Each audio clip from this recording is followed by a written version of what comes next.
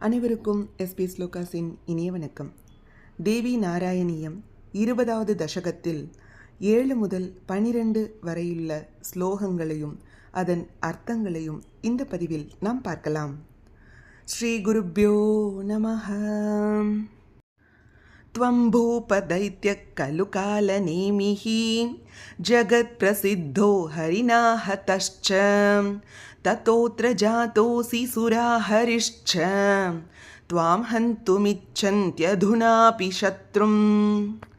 கம்சா, நீ முன்ஜென்மத்தில் காலநேமி என்னும் உலகம் முழுவதும் அறிந்த ஒரு அசுரன். யுத்தத்திலே நீ விஷ்ணுவால் கொல்லப்பட்டாய்.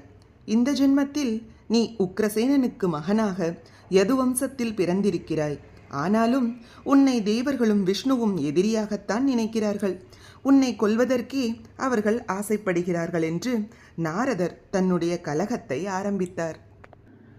தேவாஸ்ததர்த்தம் நரரூபினோத்ர व्रजे च जाता वसुदेव मुख्याः नन्दादयश्च त्रिदशायिमेन விஸ்ரம்பனீயா நச்ச பாந்தவாஸ்தே. தேவர்கள் உன்னை கொல்வதற்கான திட்டங்களை தீட்டியிருக்கிறார்கள். அவர்கள் மானிட ரூபத்தில் அவதரித்து இருக்கிறார்கள். சிலர் மதுராவிலும் சிலர் நந்தகோபர் இருக்கும் இடத்திலும் இருக்கிறார்கள். உனக்கு இது தெரியவில்லை. எல்லோரும் நண்பர்கள் போல் நடிக்கிறார்கள். ஏன், வசுதேவரும் நந்தகோபரும் கூட நண்பர்கள் போல நடிக்கிறார்கள் என்றார். त्वं व्योमवाणीं स्मरदेव कस्य पुत्र्या सुतेष्वष्टमतां गतः सन् स त्वां निहन्ता हरिरेव शत्रुः अल्पोऽपि नोपेक्ष्य इतीर्यते हि. உனக்கு ஒரு அசரீரி வாக்கு கேட்டதே. 8வது குழந்தை உன்னை கொல்லும் என்று சொன்னதே. அந்த 8வது குழந்தை யார் என்று உனக்கு தெரியுமா? அது வேறு யாரும் இல்லை, அந்த விஷ்ணுவேதான் 8வது குழந்தையாக அவதரிக்கப் போகிறார். நீ பூர்வ ஜென்மத்தில் காலநேமியாக இருந்தபோதும் அவர்தான் உன்னை கொன்றார்.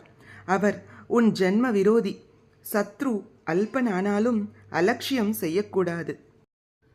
சர்வாத்மஜானாம் நிருபமேலனே ஸ்யாஹாம் சர்வேஷ்டமாஸ்யுஃப் பிரதமேச்ச சர்வே மாயாவினம் வித்தி ஹரிம் சதேதி கதே முனௌ க்ரோதமியாய கம்சஹ.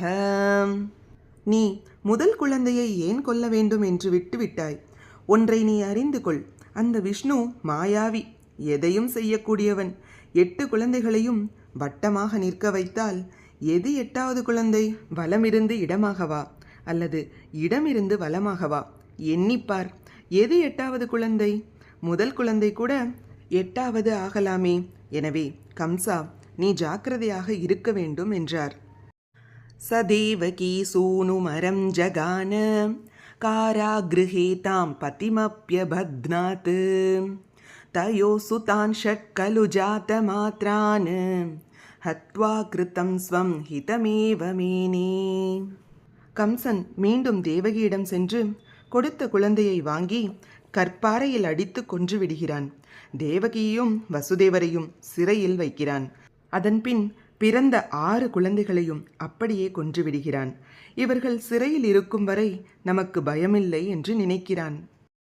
காயேன வாசா மனசேந்திரியைர்வாம் மா ஜாத்து பாபம் கரவாணி தேவி மமாஸ்து சத்கர்மரதி பிரியஸ்தே பவானி பக்தம் குருமாம் நமஸ்தே. சரீரத்தாலேயும் மனதினாலேயும் ஒருவன் நல்லதையே செய்ய வேண்டும். அது நல்ல கதியை தரும். செய்ய வேண்டியதை செய்யாமல் இருந்தால் நல்லதோ தீயதோ எந்த கதியும் இல்லை. செய்யக்கூடாததை செய்தால் அதோ கதிதான்.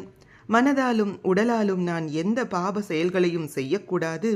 நான் எப்போதும் தேவிக்கு பிரியமுடையவனாக இருக்க வேண்டும் என்று இந்த கவி வேண்டுகிறார். இதுவே இதன் பொருளாகும். இத்துடன் 20வது தசகம் நிறைவடைந்தது. இது போன்ற ஸ்லோகங்களுக்கும் ஆன்மீக விஷயங்களுக்கும் மறக்காம நம்ம சேனலை சப்ஸ்கிரைப் பண்ணிக்கோங்க. நல்லதே நடக்கட்டும், நன்மையே பிறக்கட்டும். நன்றி, வணக்கம்.